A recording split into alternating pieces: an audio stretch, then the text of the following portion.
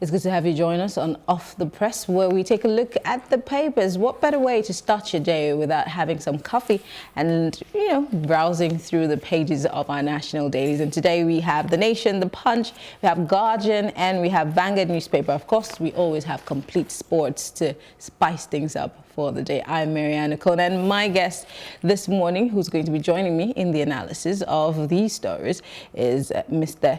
Bolahan Olojede. It's good to have you join us. Good to be here. Okay, so let's quickly go. There's no formality. Let's just go straight to the papers.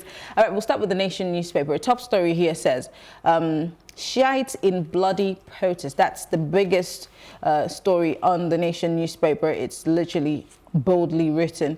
And on top of that story, we have Atiku's witnesses allege manipulation of results. Top left of The Nation newspaper, Senate seeks death penalty for rapists.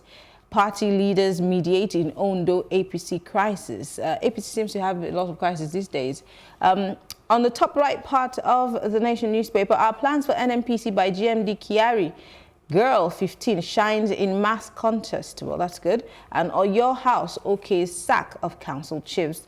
All right, so let's quickly look at the Shiite bloody protest yesterday. There's a picture right here on the cover page, which the vehicle is being vandalized, but then there's a spray paint on the car saying "Free El Zakzaki." This is to show you the level of damage that happened yesterday. Which is like as if you're writing it in blood.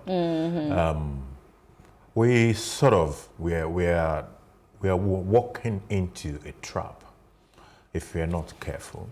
El Zakzaki had been able to obtain a bail from the court a couple of times, but we still have not released the man.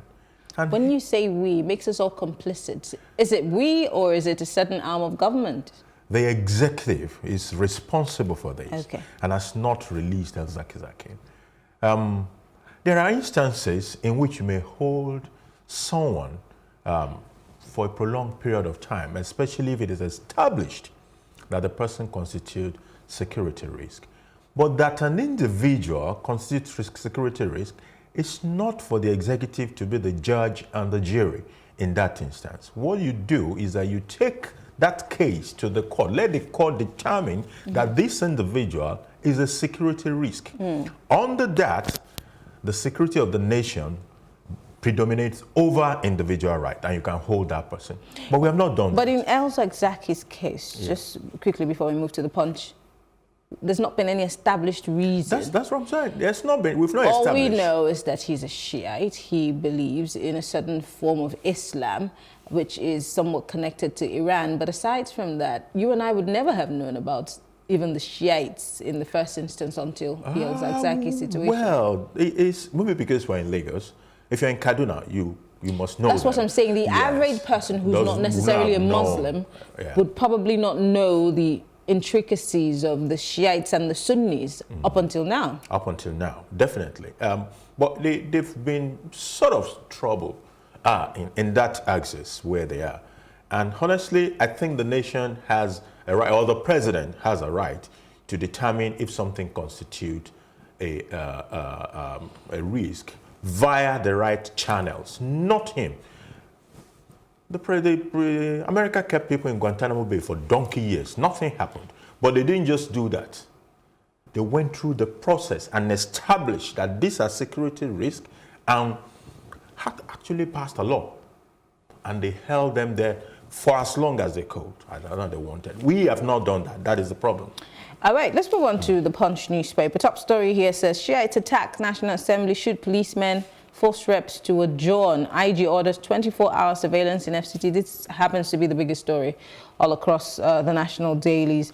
And of course, power distributors, all service providers, 263 billion naira. That's a lot of money. And of course, disregard Northern Group's threat, I beg your pardon, on Ruga. Presidency tells Nigeria. Finally. Should we really disregard it? Well, that's meant to be some comfort, but we expect a little bit beyond just trying to comfort us, not to, oh, those guys, don't be worried. But what about those kind of threats? What exactly have we done to ensure that individuals or groups of people do not come out and threaten the entire nation. For example, I'm imagining if it was you, let's just say Olojide came out and said, well, on this ACF-CTA agreement, if you don't sign it, I'm sure the DSS will be waiting for you by the door. By the time I get out of this place, somebody will wait. So does this not show a level of double standards coming from the presidency and security agencies in this country? People have been saying this stuff, and I think at every turn and twist, the president has an opportunity to disabuse their minds and say, no, there's nothing like that. This is exactly another instance, and we missed that opportunity. So we continue to reinforce the fact that maybe there's something about impunity surrounding these people, that they can do anything, they can say anything, and nobody will accost them. These are serious issues of state that we need to deal with in the proper way. An individual or a group of people should not be able to threaten the entire nation and give the commander-in-chief an ultimatum. If you don't do this in 30 days, it's unacceptable. We're not in a jungle. This is supposed to be a country, and we should run it the proper way. All right. Well, let's move away from the Punch newspaper quickly. Again, I said, I did say that, yes, I did say that we have this story spread across all our national dailies. It's the biggest story, but we'll try to pick up other stories. But the top story here on the Guardian newspaper is 3 killed as Shiites police clash again over El Zakzaki. And we know vehicles were being destroyed, dozens injured, arrested, Reps Sir John sitting over security concerns. No religion permits killing, says envoy. Now, 30 billion naira seized vehicles waste away in customs custody. Something worth talking about. Agency blames bank's faulty payment platform, and fraudsters storm social media with fictitious auctions. Yes, every day I get one of those. Really? Somebody saying the custom is auctioning cars. And we'll list some prizes and we'll ridiculous invite prizes, you I'm to guessing. come and to come and subscribe, sort of. And then your money goes. But then I think we left the gap for these people to play around with. Ordinarily, there is no big deal about auctioning cars, but you can trust Nigerians. There are some games must have entered into this. That is why people, ordinary citizens, are not even aware of some of these things that are happening. Was it published?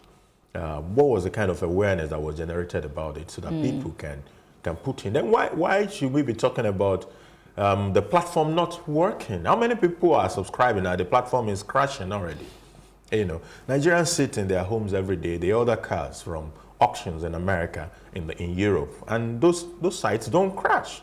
So how many cars are we selling? The countries you're calling, they are first world countries. Oh, yeah, first world countries. But as far as applications, we're still playing catch up when it comes to these kind of things. And with due respect to the people who are running these platforms, I'm making an excuse for them. But yeah, that's exactly what you're doing. You're making an excuse. I'm playing the devil's advocate. Maybe the service providers are not doing great when it comes to the internet aspect of it, or so the connections.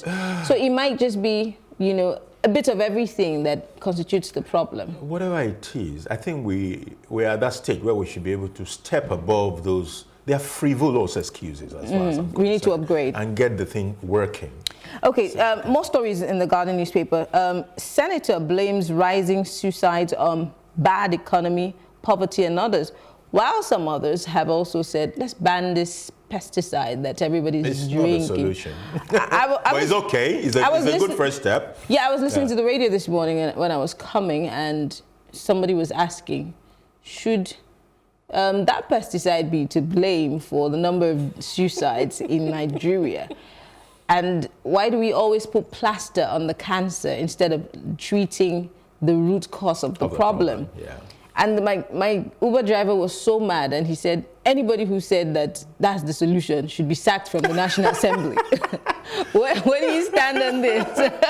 Well, apparently, sniper has become what most of these guys are using to commit suicide. And you want to talk about accessibility. If something is so easily accessible and has been fingered, in a lot of cases, you probably want to step in and control that kind of it means it's easily available.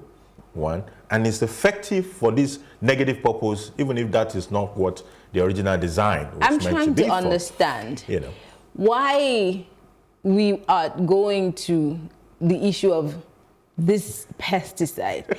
Nigerians are poor. They're unemployed. The cost of living is rising high every day. And salaries are not being upgraded. There's no upward review of these things. So we need to... we ban this pesticide, it doesn't stop people from jumping off the third mainland. Should we go and destroy the third mainland bridge also? Maybe it will stop... Dry up the waters. So that people don't jump in. So what I'm saying is, why do we always put the cart before the horse? Why don't we start by addressing the major fundamental issues? Why are people committing suicide? Well, there are a whole lot of reasons, but I think we need to commission like a research and compile it. The last 3 that I read in the newspaper even had nothing to do with employment. They were, my girlfriend jilted me, my boyfriend walked away from me, and the next thing you took sniper and you died. So there are all forms of psychological troubles which are now being compounded by issues of poverty, unemployment, and all myriad of issues that we have on the land. We need to deal with the causative reasons before we go on to the cosmetic ones. So mental health is also a big issue that we need to address. It's a very major issue, and it seems to be escalating every day, complicated by issues of drugs. You know, drug abuse is all over the whole place. All right, let's move away from the Guardian to the Vanguard newspaper. Top story here says El Zakzaki Shiite stormed National Assembly and 2 policemen injured. 9 policemen injured right now because they have increased the numbers. 40 sect members arrested, says police. Nigerians can protest but must follow proper channels, says the Senate. And IG orders 24-hour surveillance on FCT and environs. Going up to the top of the paper on the left-hand side, on page 11, there is a story about RMD. He says, I'd be a failure if I can't speak the truth at 58, and he looks nothing like 58, by the way. You know, he's an amazing looking guy. Desiani finally forfeits Port Harcourt property to federal government, still the top of the Vanguard newspaper. And of course, Imo governor orders meeting of Mieti Allah and security bodies. Well, and then finally, corruption will automate NNPC system, says Kiari, new GMD. A lot of promises are made when a person resumes office, but how many of these promises are, seen to the end? I'm even a bit concerned about NNPC in particular. Is the guy under any pressure to start making promises? Because some of the promises he was making are like promises that will take us way back from where we have left. You know, someone telling us in 2019 all over again that all the refineries are going to start working. Since Abacha days, we've been having turnaround maintenance. When did Abacha die? It's been a while. When I was in banking, I remember sometimes around 2007, I had presented a credit, and one of the issues at that management committee meeting was Yaradua. There's a gentleman called Yaradua who was a group managing director of the NNPC then, had said that all the refineries were going to start working. Even 2007 to now, I'm sure we could go 12 years, back well, 12 years ago. Kachiku, right from appointment, started telling us about how all these refineries are going to start working. As of last year, he was still saying it. At some point, he said he will resign if these refineries are not working. Does this not mean that we should know, or rather, let me rephrase the question. How does this reflect on these leaders, these appointees, these political appointees, these people who are supposedly there to make things work, making these empty promises? How does this make them look? And how does this reflect on us as a people? I honestly think they're not being truthful. They seem to be more interested in the position and keeping the position and being in the good books of their own bosses. But you see, those positions of leadership should be about service to the people. There should be someone who can look in the president's face and tell him that those refineries should be sold. not make them work. You know, there could be people who will be ready to be unpopular, who will be ready to lose political capital for the case of the right thing, because we want to promote the right thing. When was the last time we had any such persons in this country? It's been a while. That's why you don't see people resign from official positions. Some people say, oh, he wanted to do this, he wanted to do this. It was the government that frustrated him. If they frustrated him, why didn't he walk away? Why didn't he? It's interesting. Well, we live in interesting times, but let's look at this story quickly on the Vanguard newspaper, page 9. Senate proposes death penalty for rapists. Now we know that the world all over, even the United Nations is against the ultimate punishment. We're trying as much as possible, because a lot of people who advocate against the death penalty are saying it's an easy way out. People need to sit in prison cells and realize what they have done instead of just kill them, because it's an easy way out. And again, the ultimate punishment is being phased out. We're no longer in the cave. I think it's a bit of an extreme position. You don't need to kill someone in fact, for any offense whatsoever these days. It's been found not to be effective. Otherwise, by now, there should be no armed robbers or murderers anywhere in the world where those things have been happening. You know, but the case is not true with all this crime. So it means that it's not working. At the same time, we need to reflect a little bit on the spate of raping in this country. It's pretty high. Including even raping of infants and children going on all over the whole place. We must reflect on it. Try to research. I think we don't do much studies in this country. We don't try to probe. We just look at things on the face of it. And it was the same thing we were talking about sniper just a while ago. It's not just about looking for a quick fix. Oh, they are committing rape. Okay, kill them. We need to dig deeper. Why are we suddenly having all of this? Has it been with us just that they were underreported? Is it a new thing that is going on? And then what can be done to prevent? We should even be more interested in prevention. Is it a citizens' education matter? Do we need to tell parents how to deal with their kids? Do we need to, you know, is it a public education thing or a national orientation thing? Rather than just waiting till the offense has been done, the rape has been committed, people have been hurt and destroyed, and then you want to kill somebody. Even if you kill the person, I'm not sure that it takes away the loss of self-esteem, the whatever that has happened to the victim of this situation. So let's do more than punishment. Okay, finally, let's talk about Senator Abo. Well, I saw, because of this situation, I've seen all kinds of memes on social media, and none of them got me as much as the one that had his face with a headphone and they said Abo on the beat. Yeah. But so someone also said the not too young to slap senator.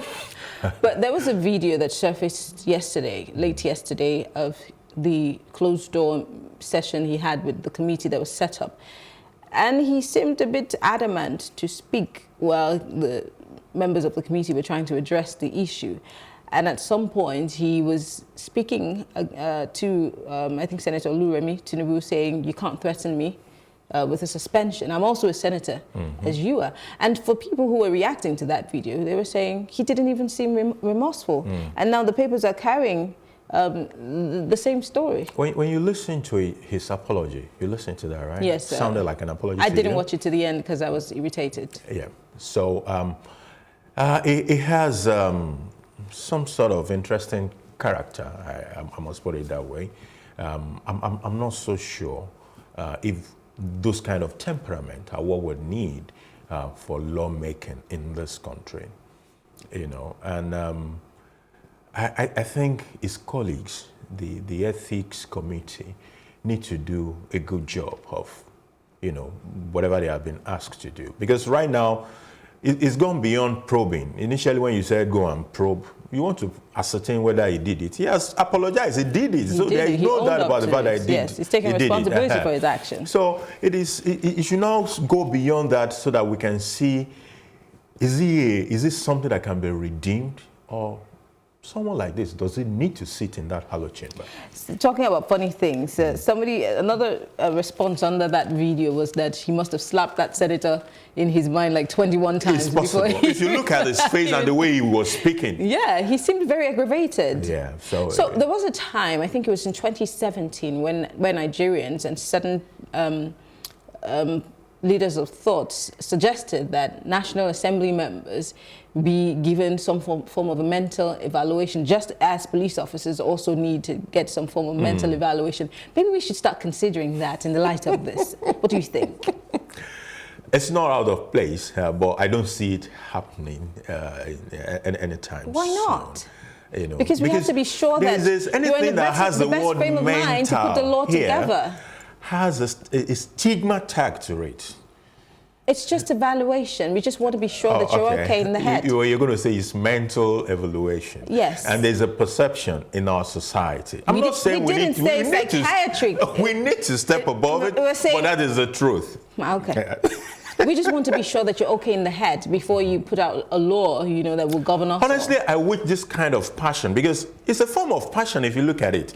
If it's on the positive side, an Abo will be a fantastic lawmaker. It means he can stand and look in the face of evil and confront it passionately, but so we have a case of misplaced what we priorities. See right now is totally different. Okay, finally, let's look at complete sports. As Eagles Bafana fight for semi-final ticket, there's a showdown in Cairo today, Nigeria versus South Africa. Yes, sir. This is how I'm going to be. Fingers crossed the whole time. Are you a Super Eagles fan? I'm a Nigerian. That's a diplomatic answer. I'm a Nigerian, and I think thus far the matches I've watched, they were not so bad, you know. You're struggling not to say they were terrible. They could have been much better, considering the fact that they had the players that could do wonders.